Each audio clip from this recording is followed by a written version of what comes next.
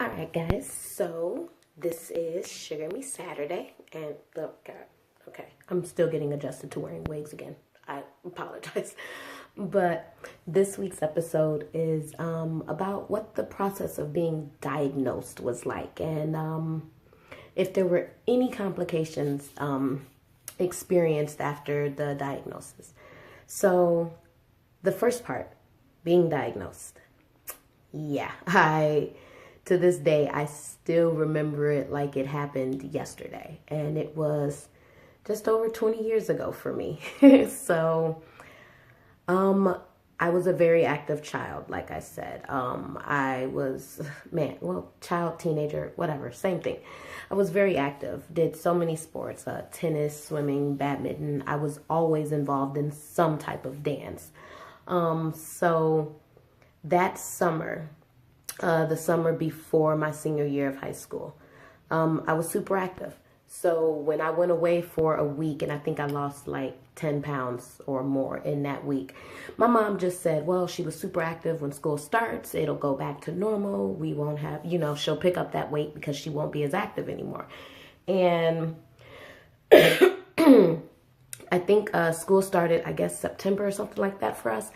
And by November, I still hadn't picked up the weight. And then I still had to get my my checkups, the physicals and all of that stuff and everything. So I did. And I remember my mom was running late for my doctor's appointment. So she was talking about canceling it.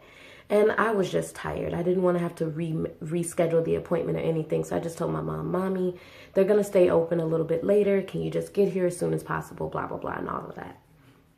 And we went to see my doctor, and he said everything looked fine, and then my mom brought up the fact that, I had lost weight. I hadn't picked the weight back up or anything and stuff like that. And so she was a little worried about that.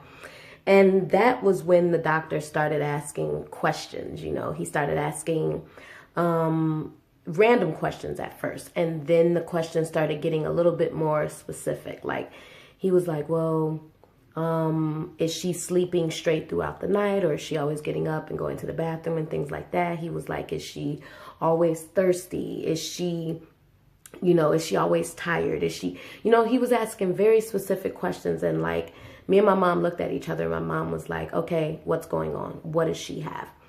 And that was when the doctor was like, well, she might have diabetes. And my mom's like, oh my God, look at her. How could she have diabetes? She's so thin and blah, blah, blah, and all of that. And that was when the doctor said, well, there are actually 3 different types of diabetes. He's like, there is type 1 diabetes and there's type 2 diabetes. He's like, type 2 diabetes is kind of attributed to your weight. Type 1 diabetes, it is brought on, the main difference is it's brought on by rapid weight loss. And my mom was like, well, how do we figure out if she has this? Like, what do you do and everything? And that was when he told her to go downstairs in the lab. We were going to get some blood work done right away that day, and then we would know.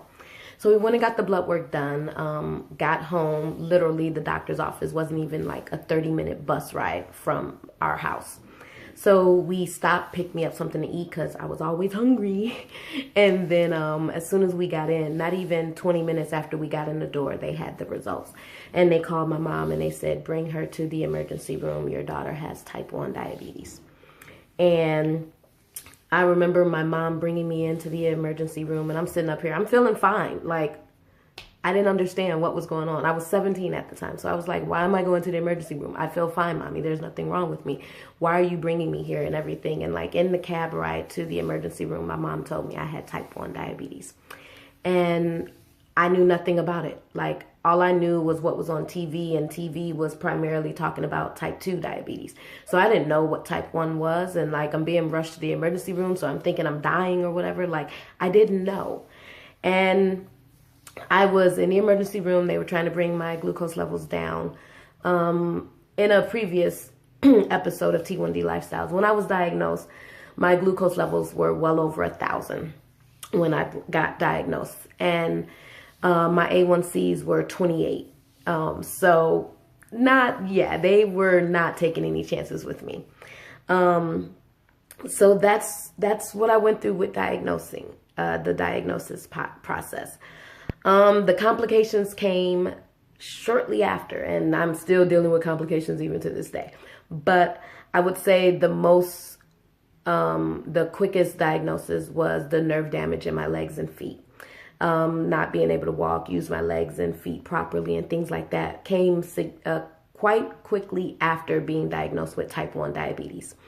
And it was because they felt like I should have been diagnosed in 8th grade. I didn't get diagnosed until my senior year of high school. So I had diabetes since 8th grade, but it went untreated, undiagnosed since for about 4 years because I didn't get diagnosed until my senior year of high school. So the complications of that still, like, that was the quickest complication that I encountered. Shortly after that, I did have a thyroid problem, but once I got my diabetes under tighter control, better control, once I started doing what I was supposed to do, I guess, my thyroid disease disappeared, and they still run tests for it and everything, but it is still gone. So that's a blessing.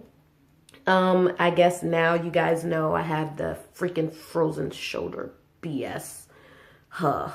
And that is, oh my God, I am still dealing with it. The right shoulder is doing much better. I'm getting a little bit more range of motion and things like that. However, my left shoulder has decided to be the pain in my butt. And now I'm dealing with this shoulder is still freezing as we speak. And it is, oh my God, it is killing me and I don't know what to do. And it's, but I guess that's like, those are ongoing issues, complications, and problems that I am still dealing with to this day. I'm a little frustrated because I did not know about the frozen shoulder aspect being linked to type 1. And I wish my doctors had like laid out everything that I could possibly deal with this disease, even if it was a long shot. You know, I wish when they diagnose you, they tell you everything. They give you the information, the ups and downs, what to look for, little issues and things like that that you should pay attention to, you should look at and everything. I wish they would do stuff like that because they didn't do that with me. And yay, 20 years later, I'm still finding out things that I'm going to have to be on the lookout for and I might have to worry about. Grr. But such is the life of diabetes. So do you still remember your diagnosis story? Do you still deal with any complications that happened? You know, let me know. I always love hearing new stories and things like that. Sometimes your stories or what you went through may help me. Like if I haven't gone through it, it may give me something to look at, be aware of, and be put on my just in case, look out for this thingy. So let me know. All right. Bye, guys.